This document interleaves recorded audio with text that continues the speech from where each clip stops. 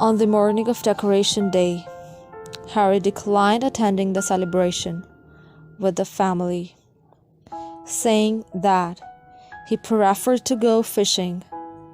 Lots of other fellows were going. So Harry gathered up his fishing outfit, his gun, dinner pail, matches, and an umbrella for a solitary sun or summer shower, and set them outside the door while he hunted for a few angleworms. The parents bade him goodbye, to take care of himself and not to go too far up the canyon. For the walk home after prayer is over is always a longer one than that of going. When the parents and two youngest ones returned from the celebration that afternoon, the good housekeeper had a nice, plain dinner ready.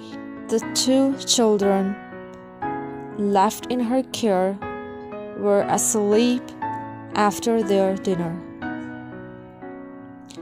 and the house seemed peaceful and cool after the long ride and exercises in the open air. Just before lamplight, Harry came home, all his trim outfit looking very dusty and out of order.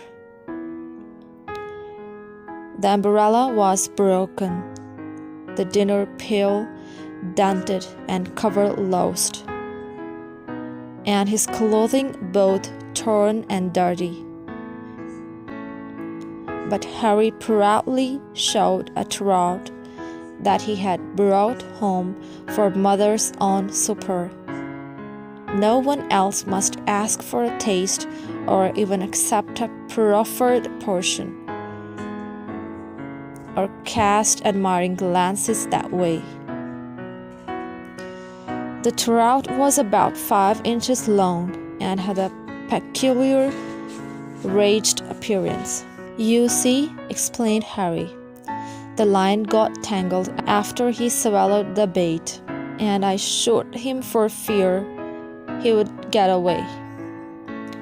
"There was no danger of that," said Harry's father. The proud son now expressed a determination to make a fire and cook the trout. "Oh, Harry, don't make a fire tonight and heat the house. The trout will do for breakfast." "Mother, the housekeeper might eat it herself. Little bites. Trout is tempting." "No, Harry, she wouldn't do that." "Well, then, Mother, I'll dig a hole in the garden and bury the fish to keep it cool all night." "Very well," said she, and Harry spent half an hour in the garden, then came in satisfied with the labors of the day.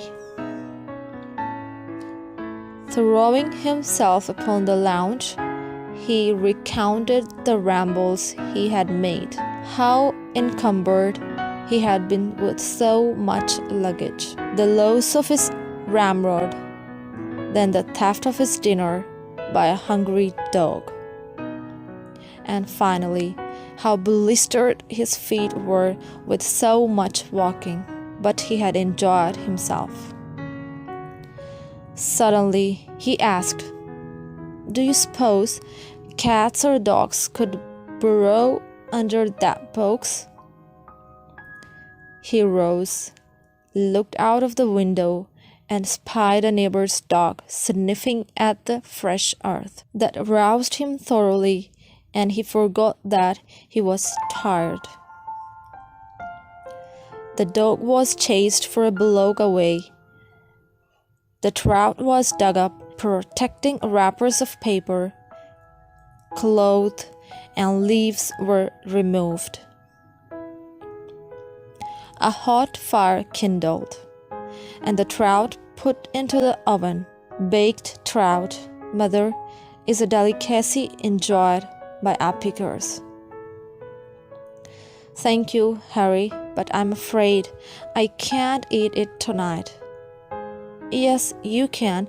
I want you to know what a real fresh brook trout tastes like. I'll practice on my flute while it bakes and call you when it is done. You go, walk in the garden. She had not the heart to refuse his pleading smile, and glad also to get out of the warm kitchen. She strayed into the front yard, and oh, what a sight met her gaze! Geraniums, verbenas, and over there the strawberry bed turned upside down.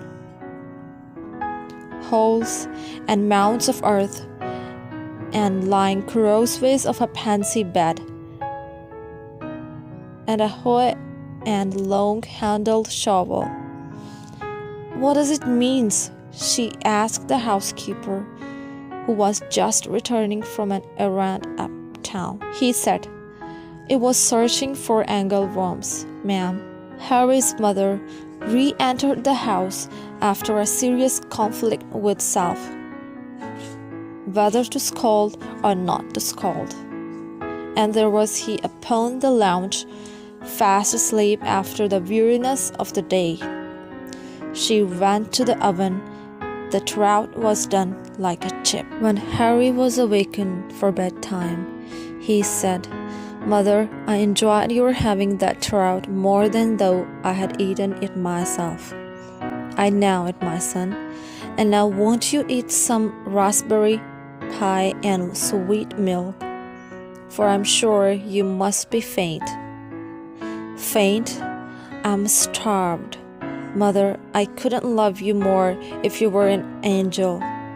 Harry concluded his declaration with a rapturous hug, and turned with the boy's own appetite to his tempting meal.